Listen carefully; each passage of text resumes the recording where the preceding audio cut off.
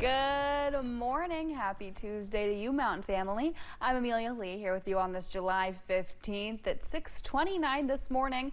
And time to check on in with meteorologist Megan Dustmal for a look at that forecast. And it's pretty plain and simple today, Megan.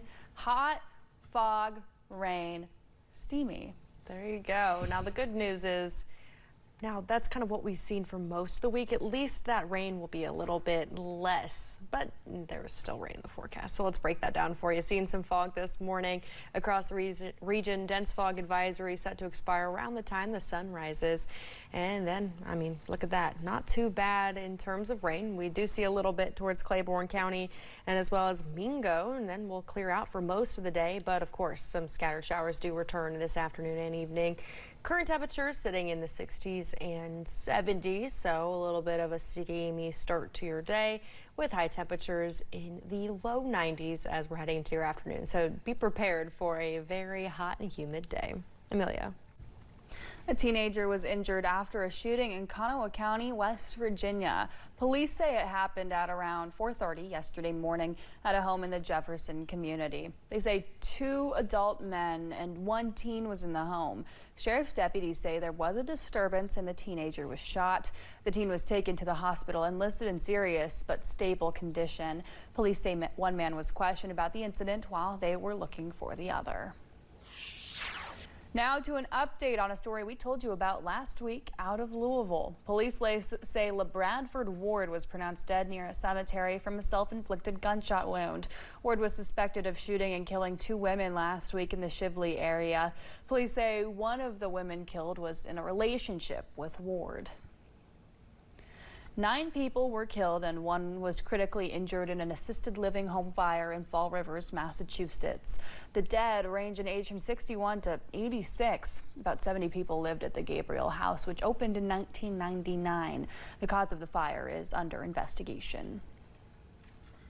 2 people were taken to the hospital after a vehicle hit them in Prestonburg and did not stop.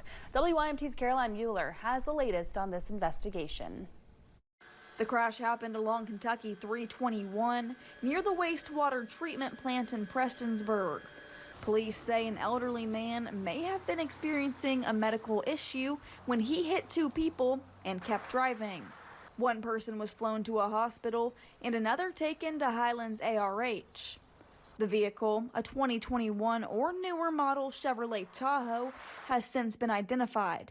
It was missing a passenger side mirror. Investigators say the driver and his family are cooperating, but add the case is still in its early stages. A post including photos from the active scene was shared to the Prestonburg community Facebook group. It indicated one of the people hit may have been on a bicycle, but that has not been confirmed by police. According to the Kentucky State Police's 2022 Traffic Collision Facts Report, hit-and-run collisions involving pedestrians or cyclists happen more often than many realize, with 144 people injured and 17 killed across Kentucky that year alone. In Prestonburg, Caroline Mueller, WYMT Mountain News.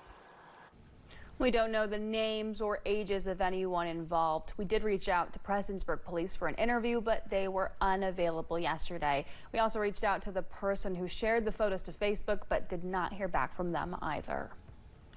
1 person is dead after a crash involving a motorcycle in Pike County. This crash happened Friday night between an SUV and a motorcycle. 18-year-old Isaiah Dinger McCoy was heading south on the road when his motorcycle and 2 vehicles collided. Dinger McCoy was pronounced dead at the scene by the Pike County Coroner's Office. A 20-year-old is dead after a shooting in Huntington, West Virginia. Huntington police say it happened during the weekend in the 1100 block of 4th Avenue. We do understand 2 people were actually shot. Gabriel Zazuda died in the shooting. No other information has been released at this time.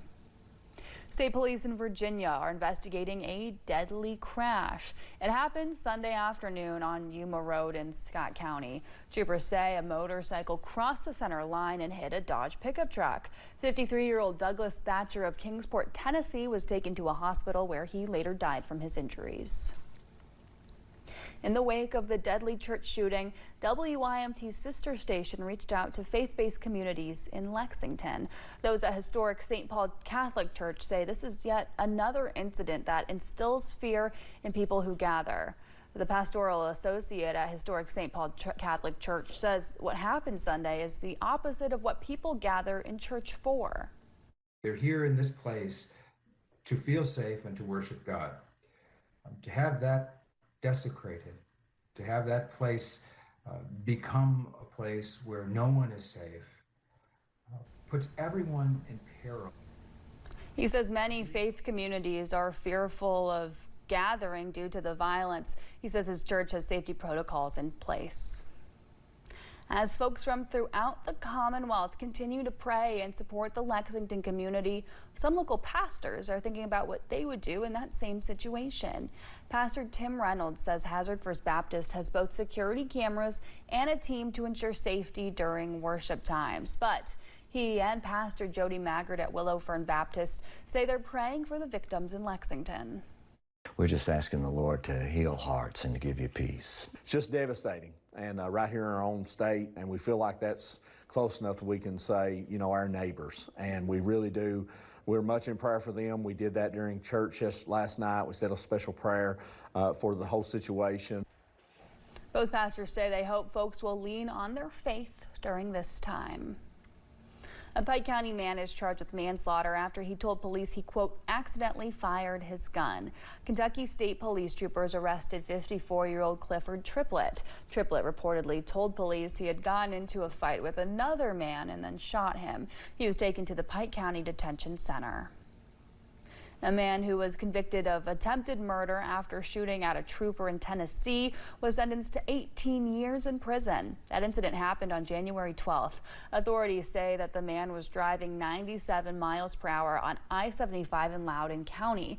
After ultimately crashing, officials say Clark's got a rifle from his car and aimed it at a trooper. After troopers returned fire, he was hit in the leg and taken into custody.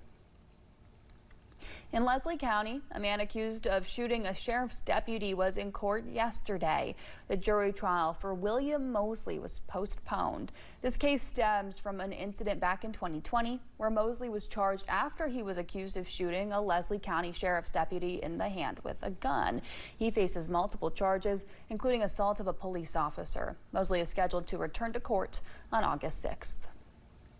First responders acted quickly to save a woman from drowning in Knox County. The Sheriff's Department posted pictures about it on Facebook. Sheriff Mike Smith says they want to highlight the Bailey Switch Fire Department after deputies and firefighters rescued the stranded woman on Kentucky 1527.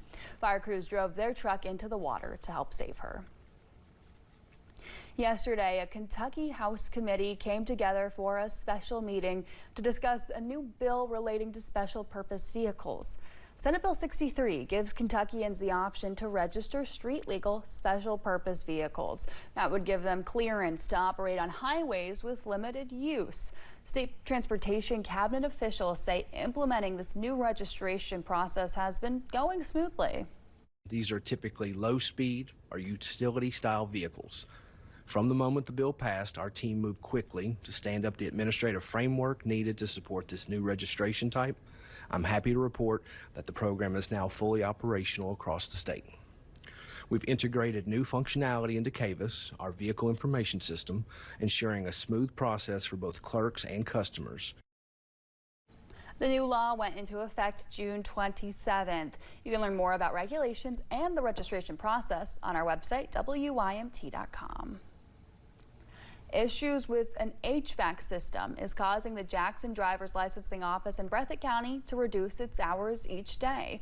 That office will temporarily close at noon. In a statement, KYTC Commissioner of Vehicle Regulation Matthew Cole says the solutions they're using to keep the office are only viable for a portion of the day due to the nature of this intense summer heat.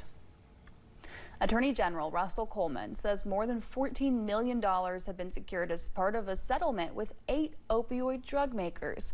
As part of the agreement, 7 of those manufacturers are prohibited from marketing or promoting opioids and opioid products. The 8th brand, Endeavor, has agreed to not manufacture or sell opioid products for the next decade, but will be able to continue marketing and selling medications to treat opioid use disorder.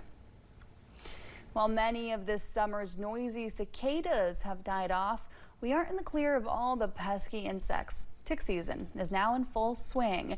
Data from the CDC shows emergency room treatments for tick bites are at their highest levels since 2019. The agency is reporting under 450 emergency department visits in the U.S. so far this year. About 250 of those are right here in the Southeast. There is more social consciousness about tick-borne related illnesses. And I think that's the real driver. I think people are worried. At the end of the day, if you're worried, you can always call your doctor. You can always say, hey, what should I do? And they're going to be able to give you sound and safe advice. Health experts say if you're looking for an effective bug spray, there are a lot of skin-based repellent options like DEET or even lemon eucalyptus oil. Mosquito repellent should be effective for ticks as well. Transportation cabinet officials say a road in Lee County will be closed for multiple days next week. Officials say starting Tuesday, July 22nd, crews will start doing work on Kentucky 587 for 3 days. This work will be at milepoint 6.3 to replace a large drain structure. Officials say drivers can use Kentucky 399 to bypass that work.